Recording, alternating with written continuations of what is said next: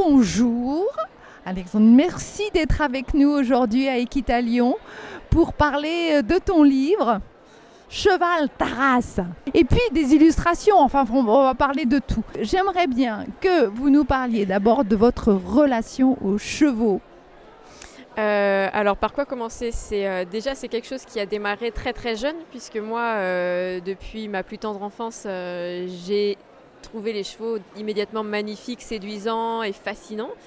Donc j'avais une attirance naturelle pour les chevaux. Je n'étais pas entourée de chevaux, mais dès que je voyais des magazines, dès qu'il y avait des chevaux dans un pré en balade, c'était quelque chose qui m'attirait énormément.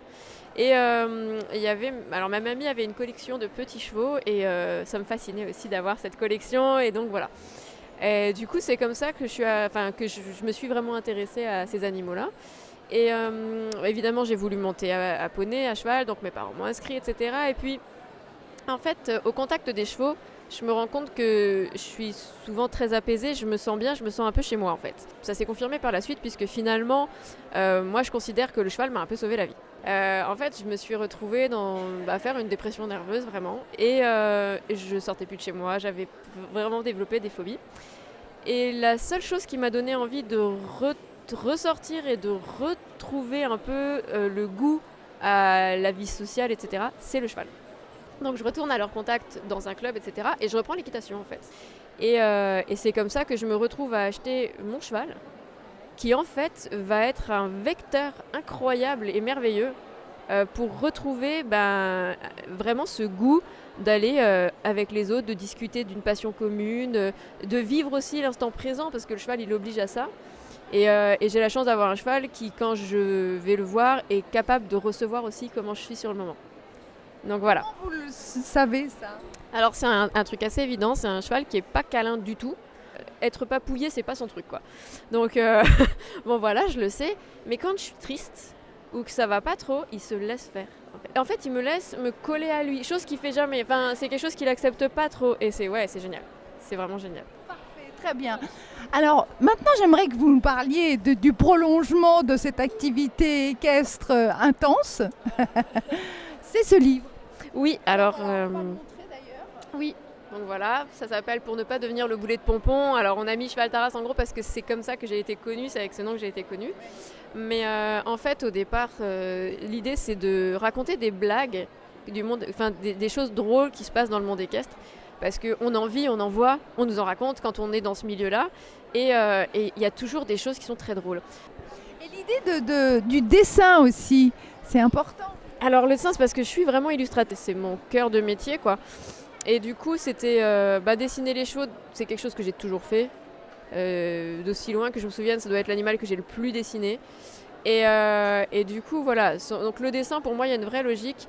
Et le dessin permet aussi de faire des caricatures qui rendent la chose plus drôle aussi que juste un texte ou peut-être une photo. Bon, une photo, c'est... Voilà.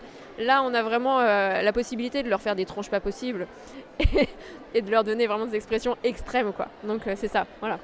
Oui, parce que l'idée, c'est qu'en fait, à travers l'humour, on raconte des choses importantes. C'est ça, tout à fait. En fait, on va utiliser l'humour pour aller traiter des sujets de fond, en fait, qui sont super importants et surtout, enfin aujourd'hui, avec toutes les connaissances qu'on a maintenant sur le bien-être, mais pas que, sur la façon de monter, sur plein de choses.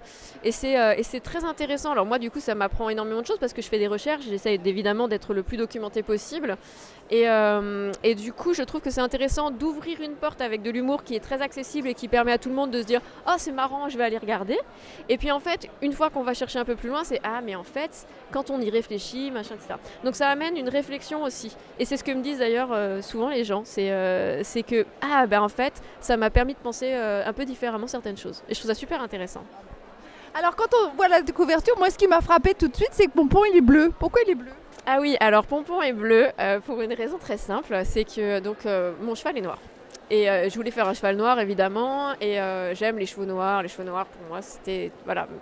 Et le problème c'est qu'en fait en dessin, les chevaux noirs c'est très pénible à faire, parce que finalement le noir, c'est pas très facile à lire quand on l'imprime, quand on le voit. Il faut faire beaucoup de reflets, il faut faire en fait c'est des nuances de gris, donc il faut beaucoup plus le travailler pour avoir la sensation d'un cheval noir. Et du coup, je me suis dit non, ça va être trop compliqué. Donc je l'ai éclairci. Et quand on éclaircit un noir, en fait, on va ressortir les sous-tons. Et j'avais vraiment choisi un noir corbeau, donc avec des sous-tons bleus. Et en l'éclaircissant, le bleu est ressorti. Et donc en fait, il est gris-bleu, mais du coup, on le voit bleu. Et finalement, c'est pas plus mal comme ça. Voilà, ça me va très bien. Merci beaucoup. Je pense qu'on a le mot de la fin là.